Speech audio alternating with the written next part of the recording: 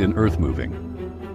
Crafted in Italy, this behemoth weighs a colossal 183 tons and boasts a blade over 23 feet wide.